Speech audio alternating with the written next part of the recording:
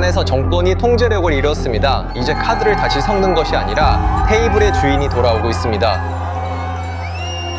수도에 대한 통제는 분단위로 거리마다 정권의 손에서 벗어나 샤의 이름을 외치는 수백만 명의 손에 넘어가고 있습니다.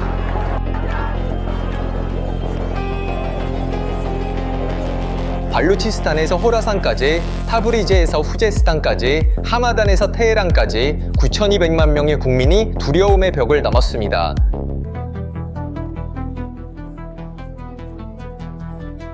전국이 대규모 폭동으로 흔들리고 있습니다. 거리에는 더 이상 두려움이 없고 오직 분노한 이란인들만이 말하고 있습니다.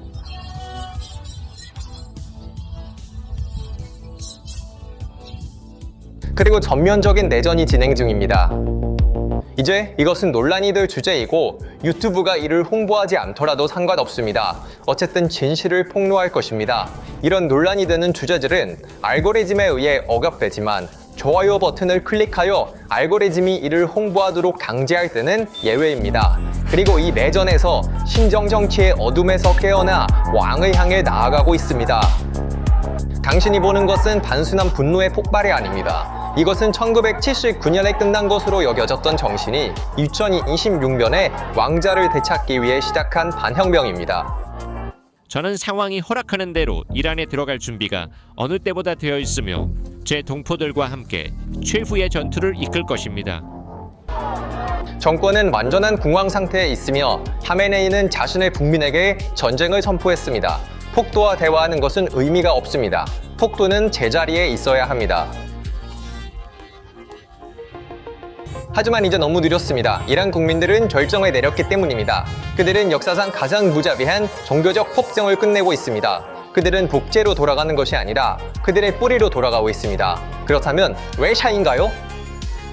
왜 수백만 명의 사람들이 40년 전에 전복시킨 왕조의 복귀를 요구하며 복제자에게 죽음을이라고 외치고 있을까요? 왜냐하면 이것은 정치적 선택이 아니기 때문입니다. 이것은 문명과 야만 사이의 선택입니다. 이것은 1979년 혁명 호메이니가 가져온 이념, 그리고 이슬람 공화국의 존재 이유에 대한 완전한 거부입니다. 이란 사람들은 지난 47년을 악몽이라 부르며 그들의 나라 역사에서 지우고 싶어 합니다. 사람들은 레자 팔라비 왕자에게서 단순한 지도자가 아닌 도난당한 미래, 현대성, 그리고 명예를 봅니다. 그가 이집트에서 국가 원수처럼 환영받은 것은 그에게 부여된 정당성의 증거입니다. 그리고 이 혁명의 가장 용감한 얼굴, 여성들, 수년간 강제로 가려졌던 그 여성들이 이제 그 폭정을 상징하는 천조각에 불을 지르고 있습니다. 그들이 불꽃주의를 춤추며 실제로는 정권의 47년간의 강요를 산산조각 내고 있습니다. 남자들은 더 이상 그들 앞에 서서 보호하지 않습니다. 그들은 어깨를 나란히 하고 싸우고 있습니다. 모든 것은 정권이 예상치 못한 순간에 불꽃이 불을 붙이면서 시작되었습니다. 봉길은 이제 일주일 넘게 계속되고 있으며 우리는 이란 전역에서 통제할 수 없는 불길을 보고 있습니다. 혁명 수비대, 즉 IRGC와 바스지 민병대는 정권에 의해 철권으로 홍보되었지만 반 7일 만에 국가의 전략적 기피에서 완전히 붕괴되고 있습니다. 우리가 받은 검증된 현장 데이터와 공개 출처 OSENT 정보에 따르면 테헤란 중심의 혼란을 넘어 70개 이상의 도시가 동시에 정권의 통제에서 벗어났다는 것이 증명됩니다. 이 지도는 단순한 시위 경로가 아닙니다. 이는 정권의 분류와 보안 라인이 체계적으로 차단된 증거입니다. 특히 메르보다스트 지역에서 들어오는 이미지들은 상황의 심각성을 전술적 수준으로 끌어올리고 있습니다. 민간인들은 단순히 구호를 외치는 것이 아니라 경찰서를 물리적으로 점거하고 억압기구의 상징들을 차지하며 보안군을 그 지역에서 몰아내고 있습니다. 보고에 따르면 이 지역에서 정권군이 완전히 통제력을 잃었고 절망적으로 갈등을 위협하고 있습니다. 그러나 예상과 달리 이러한 공포 전술은 사람들을 집으로 돌려보내기보다는 분노를 더욱 부추기는 촉매제로 작용했습니다. 시상에서 비례칭 전쟁의 가장 두드러진 예는 시라즈와 파르스주의 누라바드 지역에서 일어나고 있습니다. 이 지역들은 전통적으로 정권의 기반으로 여겨졌지만 오늘날 거리들은 저항의 요새로 변했습니다. 돌과 간단한 방어 도구로 무장한 사람들이 정권의 장갑차와 완전 무장한 민병대에 맞서 싸우고 있으며 수적 우세와 도덕적 동기로 인해 놀랍게도 이러한 충돌에서 승리하고 있습니다. 제흐리아르 지역과 테헤란 서쪽 관문에서 일어나고 있는 일은 전술적 전환점입니다. 정권의 특수작전부대, 즉 NOPO는 몇 분 안에 이 지점을 진압할 것으로 예상되었지만 저항 세력의 통제하에 몇 시간, 심지어 며칠 동안 유지되고 있습니다. 밤의 어둠 속에서 울려 퍼지는 구호, 두려워하지 마, 우리는 모두 함께 있다. 사회 분열이 끝났고 모두가 하나로 행동하고 있음을 보여줍니다. 노레스탄주에서는 사람들이 정권의 준군사 조직인 바스크 대원을 그들의 지역에서 물리적으로 쫓아냈습니다. 이는 국가 권력이 약화되었을 뿐만 아니라 사람들에 의해 효과적으로 축출되었음을 보여줍니다. 베식 회원들이 제복을 벗고 도망치거나 사람들에 의해 무력화되는 장면들은 정권의 무적 환상을 지우는 순간들입니다. 이 전술적 붕괴의 가장 큰 증거는 부셰르와 같은 전략적 항구 도시와 에너지 중심지에서의 깃발 하강입니다. 부셰르에서의 이미지는 단순히 천조각의 하강이 아니라 그 지리에서 주권의 가장 눈에 띄는 상징인 국가 주권 주장 파괴를 보여줍니다. 정부 건물이 불타고 지방사무소가 점거된 상황에서 정권의 관리들이 탈출 방법을 찾기 위해 허둥대는 것은 권위의 개념이 사라졌음을 증명합니다. 정권을 지탱하는 두 개의 기둥은 경제와 안보입니다. 이란에서는 두 기둥이 동시에 무너졌습니다. 특히 보안 측면에서 일어나고 있는 일은 하메네이에게 완전한 악몽 시나리오입니다. 일반적인 상황에서는 봉기가 일어나면 군대와 경찰이 개입하여 군중을 해산하고 질서를 회복합니다. 그러나 테헤란 지하철에서 찍힌 그 역사적인 사진은 상황이 변했음을 보여줍니다. 2명의 제복을 입은 군인이 이슬람 공화국의 깃발이 아닌 샤 시대의 사자와 태양 깃발을 들고 있는 모습이 보입니다. 이것은 단순한 불복종이 아닙니다. 이는 군대 하급계층의 지휘체계가 붕괴되었고 충성이 이제 하메네이가 아닌 국가의 역사적 뿌리에 있다는 증거입니다. 군인이 제복을 입고 자신이 복원하고자 하는 군주의 깃발을 들고 전복해야 할 정권의 깃발이 아닌 경우 그 정권은 끝난 것입니다. 정권의 가장 큰 힘인 두려움이 이제 반대편으로 옮겨갔다. 과거에는 사람들이 형병수비대를 두려워했습니다. 이제 형병수비대는 제복을 입고 거리로 나가는 것을 두려워합니다. 많은 도시, 특히 테헤란 교외와 시골 지역에서는 보안군이 민간인 복장을 하고 차량을 버리고 도망치려 한다는 보고가 있습니다. 경제적 측면에서 상황은 그야말로 재앙적입니다. 테헤란 증권거래소는 붕괴되었고 리알은 역사상 최저 가치에 있으며 상인들은 셔터를 내리고 경제활동이 중단되고 있습니다. 테헤란과 이스파한에서 수백 개의 상점이 문을 닫은 것은 바자르로 알려진 전통적인 상인 계층도 정권의 등을 돌렸음을 보여줍니다.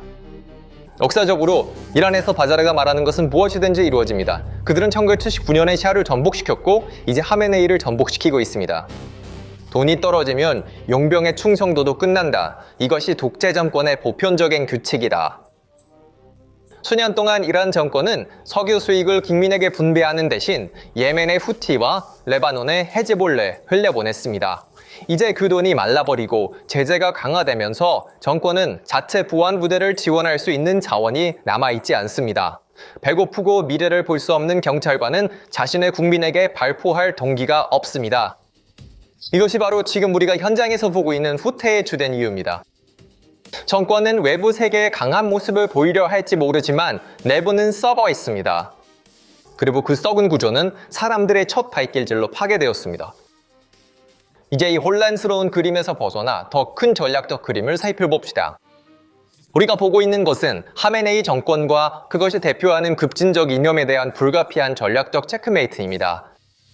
하메네이 궁전의 현재 분위기를 상상하는 것은 어렵지 않습니다. 순전한 고강 상태입니다. 그가 국영 텔레비전에 출연하여 우리는 적 앞에서 물러서지 않을 것이다. 그들을 무릎 꿇게 만들겠다고 외치며 군중을 뒤에서 미국과 이스라엘에 반대하는 구호를 외치게 하는 것은 강력한 지도자의 힘의 과시가 아니라 붕괴에 몰린 독재자의 마지막 발악이다. 하지만 하메네이가 이해하지 못하거나 이해하고 싶지 않은 것은 이것입니다.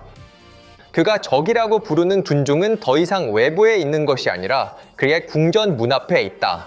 더욱 아이러니한 것은 이란 국민들이 하메네이가 악마라고 선언한 바로 그 나라들의 도움을 요청하고 있다는 점이다.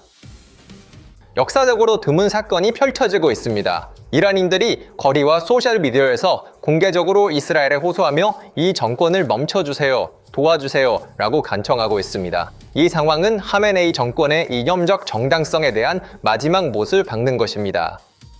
한 국민이 그들의 정부의 가장 큰 적을 그 정부를 제거하기 위한 구원자로 본다면 그 정권은 사실상 끝난 것입니다.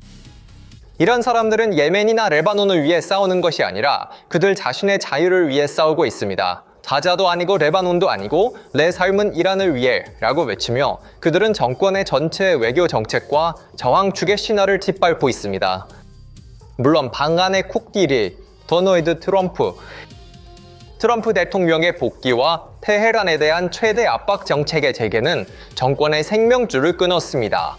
하메네이가 삼동자라고 부르는 시위대에 대한 잠재적 학살은 워싱턴에 의해 전쟁의 직접적인 원인으로 간주될 수 있습니다. 영국에서 아드난 후세인 같은 일부 의원들이 이란에 개입하지 마라, 난민 위기를 초래할 것이다 라고 경고하는 발언은 그들이 현재 현실과 얼마나 동떨어져 있는지를 보여준다.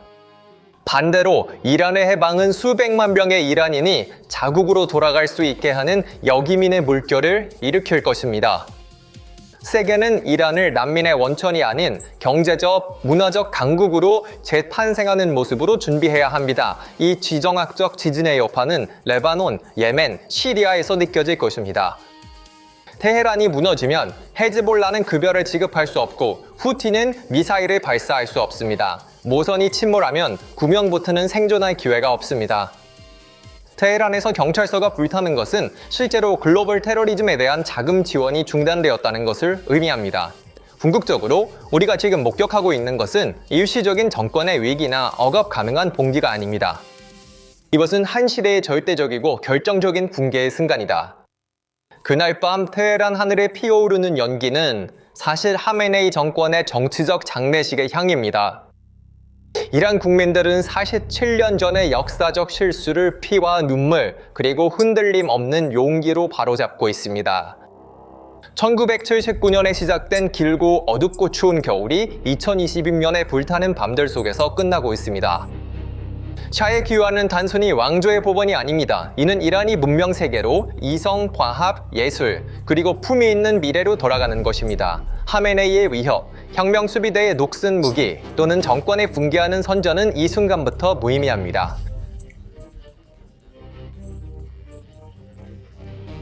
때가 오면 어떤 군대도 아이디어를 막을 수 없기 때문입니다. 그리고 그 아이디어는 이것입니다. 이란은 성직자들이 아닌 이란인들의 것입니다. 사건이 아직 끝나지 않았을 수도 있고 갈등이 계속될 수도 있지만 역사는 이미 판결을 내렸습니다. 신정장치는 끝났습니다. 이란 만세!